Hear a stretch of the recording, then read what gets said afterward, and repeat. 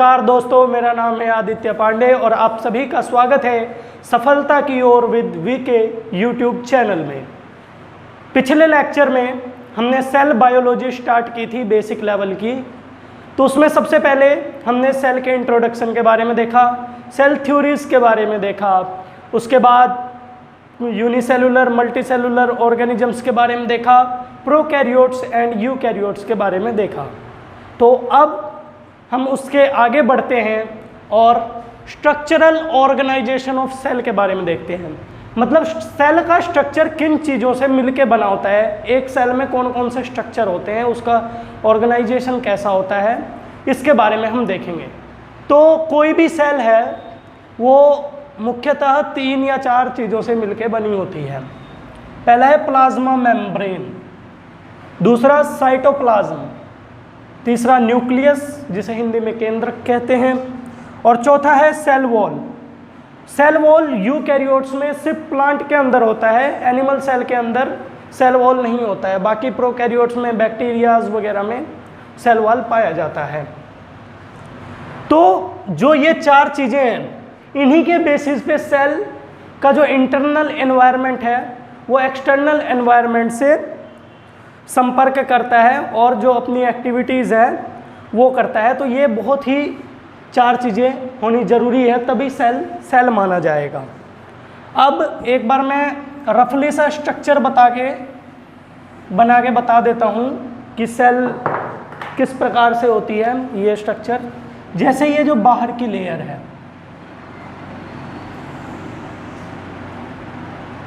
Double layer होगी,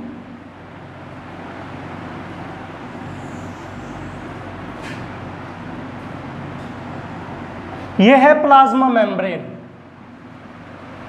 plasma membrane, इसके अंदर ये फ्लूइड फील्ड स्पेस है जिसको साइटोप्लाज्म बोलते हैं। अगला है न्यूक्लियस। अब जैसे कि मैंने प्लांट सेल के बारे में बताया, प्लांट सेल में एक सेल वॉल होता है जो कि प्लाज्मा मेम्ब्रेन के जस्ट आउटसाइड होता है, इसको बोलते हैं सेल वॉल। तो इसके बारे में अब आपको समझ आ गया होगा। अब हम इसको एक एक को अलग से डिस्कस करके बताते हैं कि उसका स्ट्रक्चर कैसा है और उसका फंक्शन क्या है।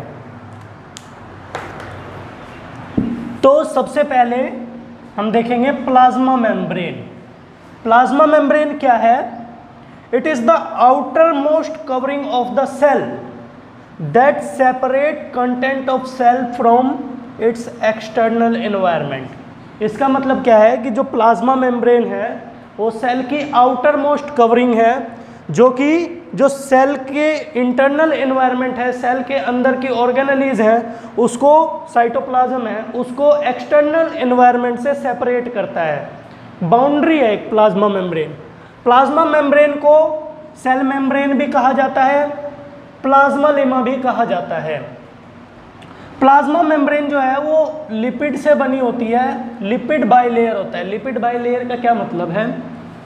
ये लिपिड का एक लेयर है जिसमें ये हेड है इसका और ये टेल है। जो इसका हेड है वो है हाइड्रोफिलिक, मतलब वाटर लविंग, और जो टेल है वो है हाइड्रोफोबिक। इसको वाटर का फोबिया है, पानी का फोबिया है, ये वाटर से दूर जाता है। तो ऐसे ये लिपिड की बाइलेयर मेम्ब्रेन है, डबल लेयर।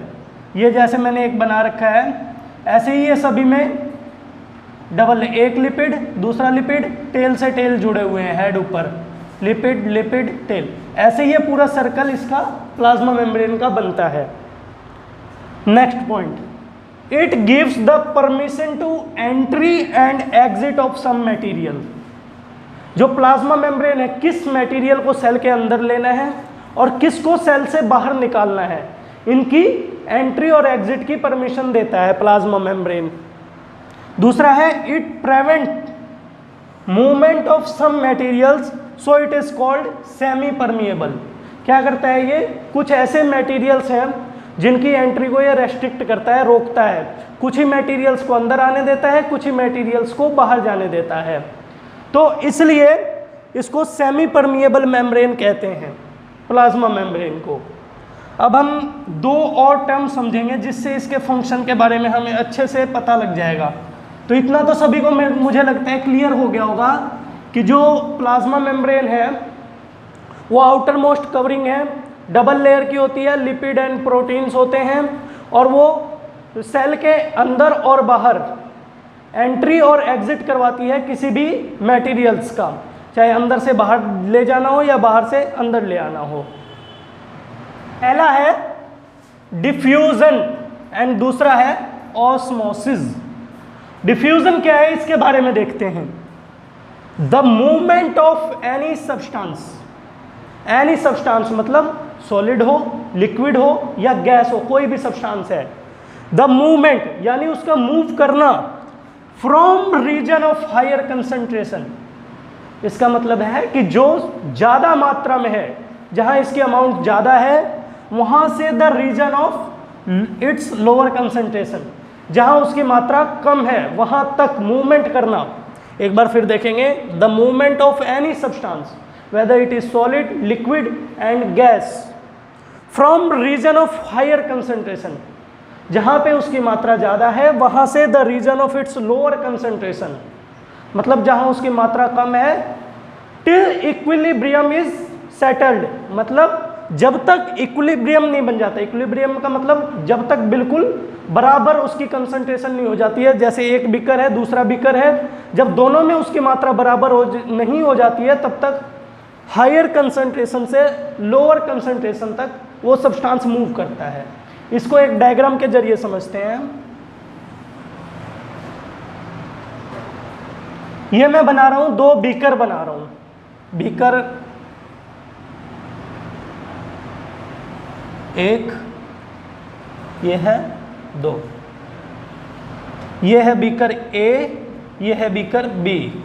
अब इसमें क्या है, कोई भी सब्सटेंस है, चाहे सॉलिड है, लिक्विड है, गैस है। हम एग्जांपल ले लेते हैं गैस का। ये गैस भरी हुई है इसमें,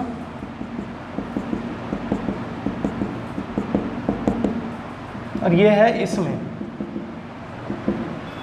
अब देखिए आपको क्या दिख रहा है, जो ए में जो गैस भरी है वो यहां तक भरी हुई है, और जो बी में है वो यहां तक है। तो मतलब ए में ज़्यादा है, बी में कम है। तो डिफ्यूजन किधर होगा, ए से बी की तरफ, ज़्यादा से कम की तरफ जाएगा।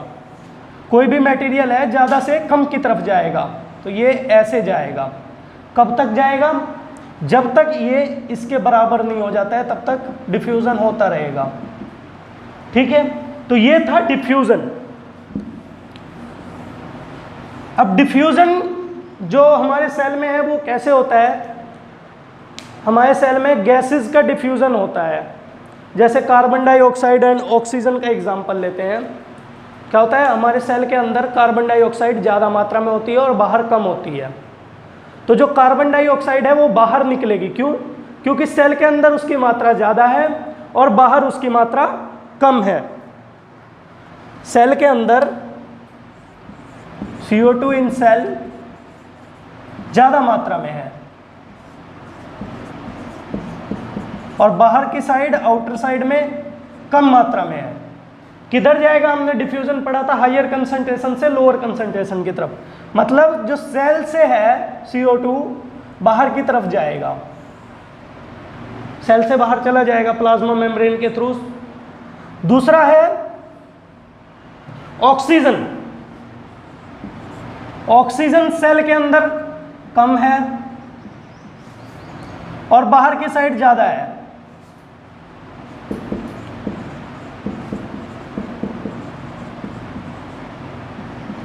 तब कहां ऑक्सीजन कैसे ट्रांसफर होगी, बाहर से अंदर की तरफ, हायर कंसंट्रेशन से लोअर कंसंट्रेशन की तरफ। तो ये इसका एग्जांपल था। इससे हम समझ सकते हैं कि सेल में ऑक्सीजन और कार्बन डाइऑक्साइड कैसे जाता है। दूसरा फिनोमिना है ओस्मोसिस।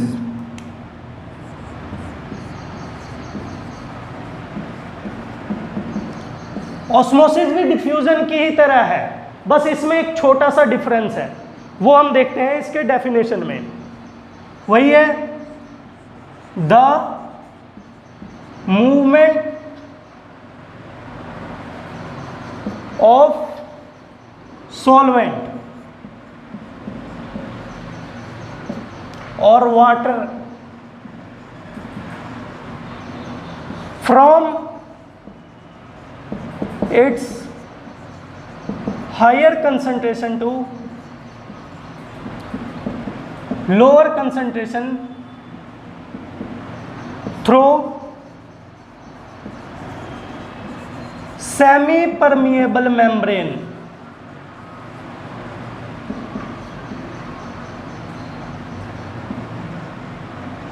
सेमी परमिएबल मेम्ब्रेन, तो इसमें क्या है, इसमें दो चीजें इंपॉर्टेंट है जिससे इसकी डेफिनेशन ही बदल जाती है, डिफ्यूजन से अलग हो जाती है, सॉल्वेंट और दूसरा है थ्रू सेमी परमिएबल मेम्ब्रेन।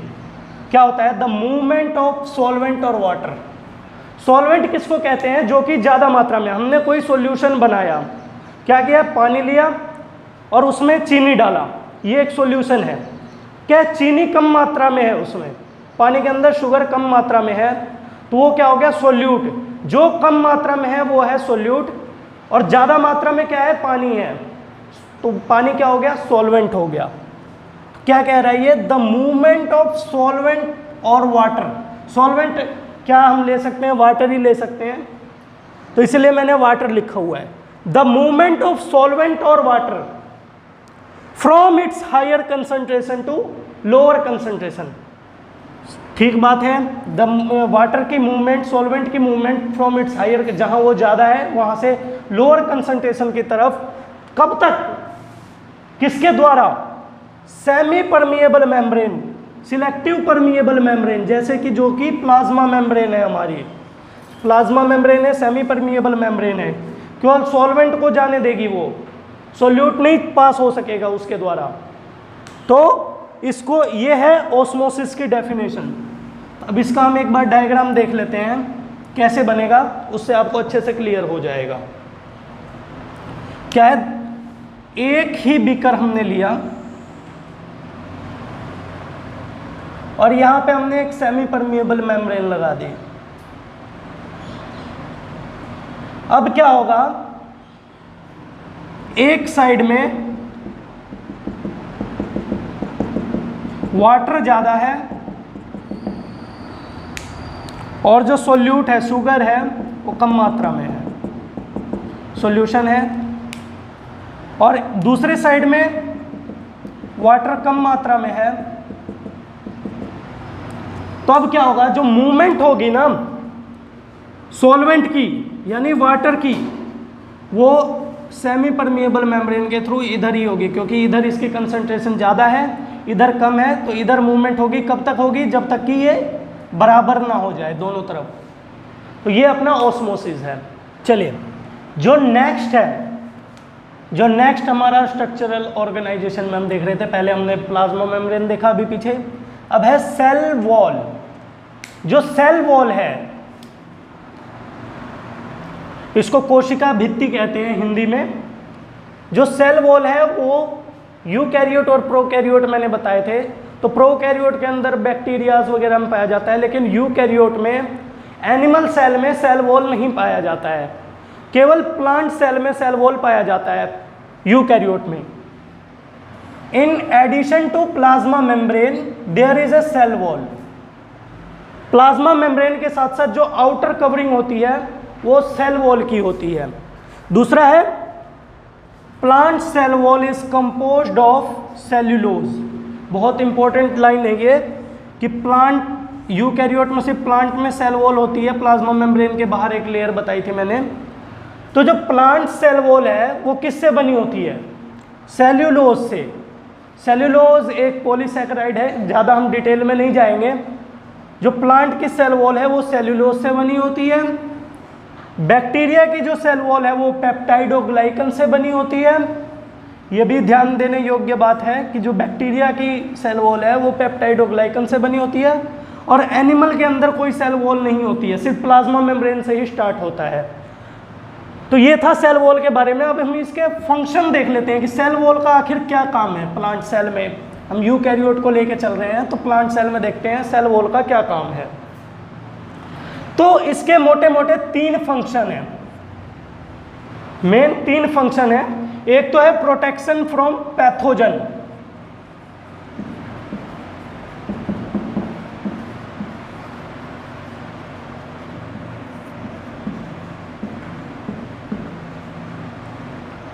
इसका मतलब क्या है, कोई भी बाहरी सब्सटेंस, कोई भी फॉरेन पैथोजन, कोई भी बीमारी है, कोई भी बाहर से बैक्टीरिया है, वायरस है, उसको ये सेल वॉल अंदर नहीं घुसने देगा, बाहर ही रोक देगा।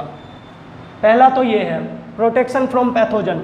दूसरा क्या है, अगर वो बैक्टीरिया का सेल या प्लांट का ही कोई सेल है, अगर वो किसी और चीज़ के अंदर पैथोजन बन के जाए, मतलब किसी और चीज़ को हानि पहुंचाने के लिए उसके अंदर प्रवेश करना चाहे, तो सेल वॉल उसकी हेल्प करता है, लेकिन अपने अंदर उस पैथोजन को आने से रोकता है। दूसरा है प्रोवाइड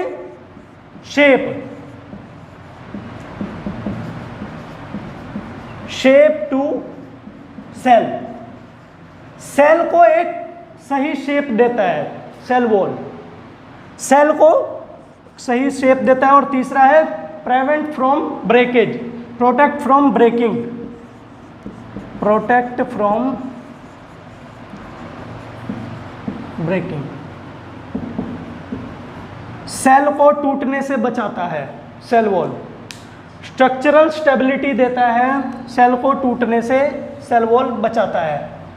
आउटर कवरिंग है, रिजिड है, और ये 3 फंक्शन करता है। प्रोटेक्शन फ्रॉम पैथोजन, बाहरी किसी भी सब्सटेंस से प्रोटेक्ट करेगा। Provide shape to cell, cell को एक अच्छा शेप देगा। और दूसरा है प्रोटेक्ट फ्रॉम ब्रेकिंग, टूटने से सेल को बचाएगा।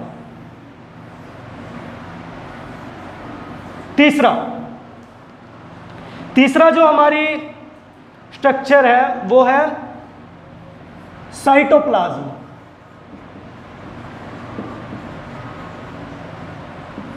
साइटोप्लाज्म, साइटो मतलब सेल, प्लाज्म मतलब फ्लूइड। सेल के अंदर फ्लूइड, एक सेल बनाया मैंने, ये इसकी होगी plasma membrane double layer, animal cell है। इसके अंदर जो ये फ्लूइड भरा होगा ये साइटोप्लाज्म है, साइटोप्लाज्म। इसी के अंदर ऑर्गेनेलीज प्रेजेंट होती हैं। साइटोप्लाज्म के अंदर ही सभी प्रकार की ऑर्गेनेलीज प्रेजेंट होती हैं, जैसे कि मैंने पिछले लेक्चर में बताया था आपको, जब यूकैरियोटिक और प्रोकैरियोटिक का स्ट्रक्चर बनाया था तो उसमें बताया था एंडोप्लाज्मिक रेटिकुलम भी इसी में होगा, गोल्जी अपैरेटस भी इसी में होगा, माइटोकॉन्ड्रिया भी इसी में होगा, माइटोकॉन्ड्रिया भी, लाइसोसोम भी इसी में होगा, वैक्यूल्स भी इसी में होंगे, न्यूक्लियस भी इसके अंदर ही होता है। तो ये फ्लूइड फील्ड है। और फ्लूइड किस प्रकार का होता है, ऑर्गेनिक सॉल्वेंट होता है फ्लूइड, ऑर्गेनिक होता है, और वाटर होता है, ऑर्गेनिक सब्सटेंस साल्ट होता है, वाटर होता है। तो ये था साइटोप्लाज्म। साइटोप्लाज्म क्या करता है, इसके अंदर सारी ऑर्गेनेलीज प्रेजेंट होती हैं। जो हमारा 4th और लास्ट है वो है न्यूक्लियस। न्यूक्लियस सेल के अंदर होता है, ये सेल है, और ये साइटोप्लाज्म के अंदर सेंटर में ये न्यूक्लियस है, इसको न्यूक्लियस बोला जाता है। न्यूक्लियस की जो बाहर की मेम्ब्रेन है डबल लेयर्ड है, और उसको बोलते हैं न्यूक्लियर मेम्ब्रेन। जैसे सेल की बाहर वाली मेम्ब्रेन को प्लाज्मा मेम्ब्रेन बोलते थे, सेल मेम्ब्रेन बोलते थे, वैसे ही न्यूक्लियस की डबल लेयर बाहर वाली मेम्ब्रेन को न्यूक्लियर मेम्ब्रेन बोलते हैं। The nuclear membrane has pores which allow entry and exit of materials. वही सेम प्रोसेस है, जो ये न्यूक्लियर मेम्ब्रेन है इसके अंदर पोर्स हैं, ये किसी भी मटेरियल्स को अंदर ले जाने और अंदर से बाहर ले जाने का कार्य ये करते हैं, यही अलाउ करते हैं। दूसरा क्या है, जो न्यूक्लियर मेम्ब्रेन के बाद जो इसमें ये स्पेस है, इसको इसमें फ्लूइड भरा होता है, इसको न्यूक्लियोप्लाज्म बोलते हैं। जैसे सेल के अंदर के स्पेस को साइटोप्लाज्म बोलते थे, वैसे ही न्यूक्लियस के अंदर के स्पेस को न्यूक्लियोप्लाज्म बोलते हैं। दूसरा, the nucleus contain chromosomes which is rod shaped and which contain genetic information in the form of DNA। ये इसका फंक्शन है, इसका काम है। न्यूक्लियस क्या क्या स्टोर करके रखता है? Genetic information in the form of DNA। Nucleus के अंदर क्रोमोसोम्स होते हैं, क्रोमोसोम्स के अंदर क्रोमोसोम क्या है? जेनेटिक इंफॉर्मेशन, जो एक जनरेशन से दूसरी जनरेशन को मिलती है DNA के फॉर्म में। पेरेंट्स से नेक्स्ट जनरेशन को जो मिलती है जेनेटिक इंफॉर्मेशन, उसको न्यूक्लियस कंटेन करता है in the form of chromosomes. फिर क्रोमोसोम्स एक वर्ड और है क्रोमेटिन। दूसरी चीज है क्रोमेटिन।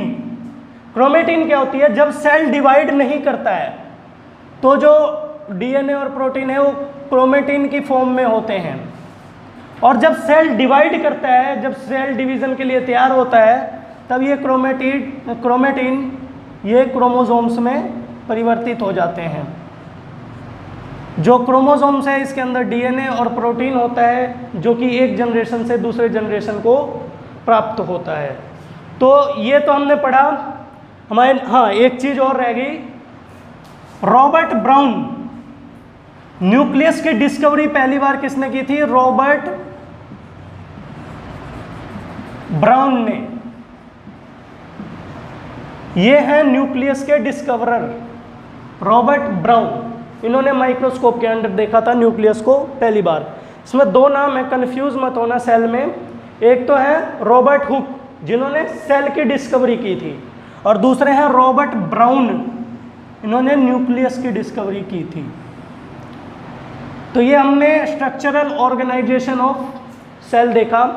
नेक्स्ट लेक्चर में हम आगे बढ़ेंगे और वो लास्ट पार्ट होगा, उसके अंदर हम सेल ऑर्गेनेलीज देखेंगे, जो यूकैरियोट्स के अंदर मैंने बताई थी। Endoplasmic reticulum, mitochondria, lysosome, vesicles, vacuoles, इन सब के बारे में हम नेक्स्ट लेक्चर में पढ़ेंगे। अभी के लिए सिर्फ इतना ही।